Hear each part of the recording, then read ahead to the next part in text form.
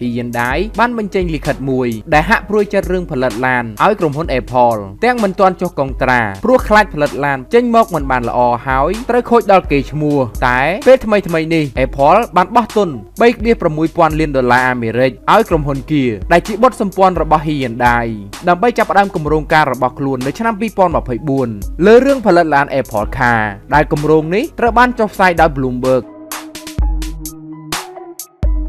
នេះមិនមែនជារឿងលេងសើចនោះទេដែលក្រុមហ៊ុន Apple ចាប់អារម្មណ៍ទៅលើក្រុមហ៊ុនកូរ៉េមួយនេះព្រោះវាជាការកំណត់វិសាធំមួយទៀតរបស់ Hyundai និង Kia តែបើធ្វើមិនបាននោះទេគឺឈ្មោះក្រុមហ៊ុននេះនឹងធ្លាក់ចុះហើយព្រោះគ្រាន់តែ Apple ថាផ្ដល់គម្រោងឲ្យ Kia បានធ្វើឲ្យភាគហ៊ុនឡើងដល់ 20% ភ្លាមគូបញ្ជាក់ផងដែរថារាល់ថ្ងៃនេះ Kia មានរោងចក្រស្រាប់នៅរដ្ឋច័រជាសហរដ្ឋអាមេរិកដូចនេះវាកាន់តែធ្វើឲ្យ Apple ងាយស្រួលដឹកជញ្ជូនវត្ថុធាតុដើមបច្ចេកទេសនិងការសាកល្បងរថយន្តតែងាយថែមទៀត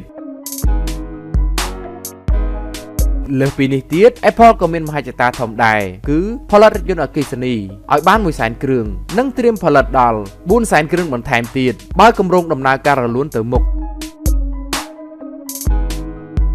នេះជាលើកទី1ហើយដែល Apple ងាកមកចាប់អារម្មណ៍ផលិតរថយន្តហើយក៏ជាលើកដំបូងសម្រាប់ Hyundai ដែរដែលត្រៀមផែនការធំផលិតឡានឲ្យ Apple បែបនេះហើយ Tesla ឯណោះវិញក៏កំពុងសម្រុកទៅផលិតបន្ទះជីបដែលល្អជាងមុនទៅបំពាក់លើរថយន្តរបស់ខ្លួនហើយ Tesla ក៏ត្រៀមទទួលលុយ $1.2 លានទៀតពីរដ្ឋាភិបាលអាល្លឺម៉ង់ដែល Tesla ក៏មានគម្រោងការបើករោងចក្រផលិតអាគុយដោយខ្លួនឯងនៅទីក្រុង Berlin ថែមទៀតផង